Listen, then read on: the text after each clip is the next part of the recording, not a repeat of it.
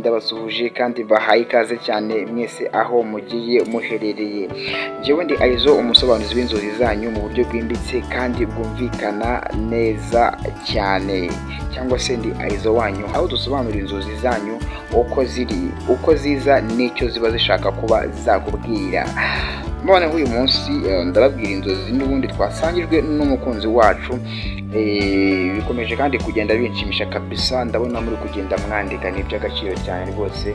Kandi nawe mushyashya ni ukuri ntugende utatwandikiye muri komenti utubwira ati turumva ari sawa cyane, cyangwa se udusangiza inzozi waba wararose, nabyo ni byiza cyane. Rero umukunzi wacu kabisa, umwe mu badukurikira hano kuri YouTube, ngo yarose ari kuroba amafi manini kandi meza cyane, ariko ahita yibaza icyo bishatse kuba byasobanura. Rero reka turebere hamwe icyo bishatse kuba byavuga.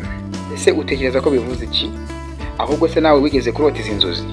Ese kurota amafi ni byiza cyangwa ni bibi? Ibi byose ndetse n'ibindi uri kwibaza ngiye kugusobanurira umenye neza icyo bivuze kuba warota amafi muri rusange. Gusa icyo nabasha kuba nakubwira cyo mbere yuko ntangira ikiganiro, umenya ko kurota amafi uko byagenda kose biba ari inzozi nziza cyane, ariko nanone icyitonderwa biterwa n'uburyo wazirose. Mbere yuko mbirambura, reka mbanze namamaze ngaruke mu kanya tumenya akantu kandi kuri izi nzozi zo kurota amafi manini kandi meza. Reka dukomeze nyuma yo gutumikira abadutumye kabisa. Ubwo rero kugira ngo ibintu bikomeze kuba byagenda neza cyane, urakanda subscribe ubundi urebe video yose kugeza irangiye. Ndakubwira ngo uraba ukoze cyane, ariko nawe urahavana ubumenyi bwinshi cyane. Reka twinjirane mu kiganiro kidasanzwe turebe uko biba byifashe kurota amafi. Kurota amafi manini ni umugisha uturuka mu nyanja y'amahirwe.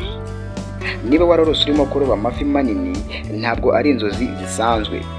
Ibi bivuze yuko imbere yawe hari imigisha minini cyane, amahirwe menshi ndetse n'ibintu byiza cyane biri hafi kuba byakugeraho, cyangwa se biri hafi kuza mu buzima bwawe. Ni nk'aho Imana iri kukwereka ko ibyo wagiye ubiba, ubwitange, amasengesho n'imirimo wakoze myiza biri hafi gutanga umusaruro mwiza kandi ufatika. Kuroba bivuze gukora. Amafi ni inyungu. Kuroba si ikintu cyoroshye, bisaba kwihangana, kuba maso no gukoresha ubwenge.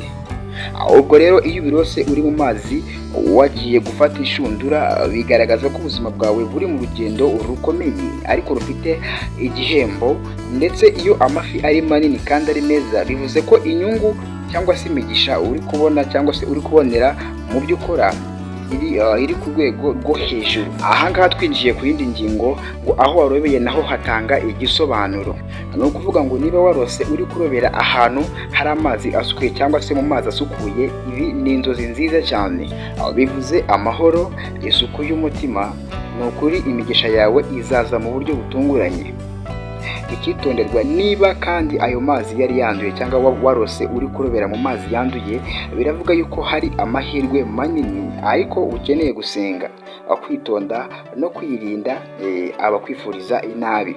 Muri make kuba wabagendera kure. Urumva ko byanga byakunda abantu bari hafi yawe biba bitameze neza cyane. Reka tugende ku yindi ngingo. Ibihe by'inzozi nk'izi biba ari ubutumwa. Mu buzima bwa buri munsi ntitubona ibyo duteguriwe, ariko inzozi nk'izi zituruka mu mwuka. Ngo kandi iyo ubona amafi manini kandi meza, bivuze ko hari impinduka nziza cyane zikomeye ziri ku muryango wawe, mu kazi kawe, cyangwa se nko mu rukundo. Niba urota izi nzozi kenshi, Imana ishobora kuba iri kukubwira uti ishyiramo imbaraga, ukomeze uhanyanyaze kabisa, wihangane gato kuko umugisha wawe uri hafi kugeraho, cyangwa se uri hafi kuza, cyangwa se nawe uri hafi kuba wamera neza ukava muri ibyo bikugoye.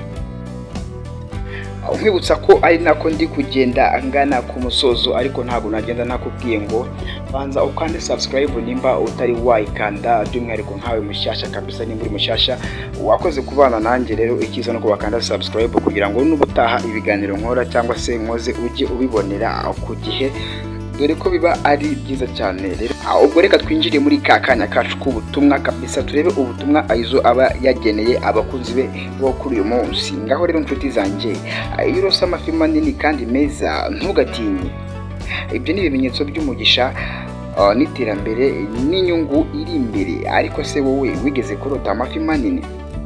Jya muri komenti umbwire uti yego cyangwa se umbwire ngo oya, byose ndaza kuba nabyumva. Ubwo rero nkwibutse ko iyi ngiyi ari Gitu Challenge TV, nanjye ndi Aizo, umusobanuzi w'inzozi zanyu mu buryo bwimbitse kandi bwumvikana neza cyane. Ndabakunda kandi mbahoza ku mutima, mukomeze mubane nanjye kandi mukomeze murebe video zacu, dore ko ari nyinshi zigiye zitandukanye. Naho njyewe duhure ubutaha, ndabakunda kandi mbahoza ku mutima. Hasta la vista, muri ab'agaciro, Imana ibarinde.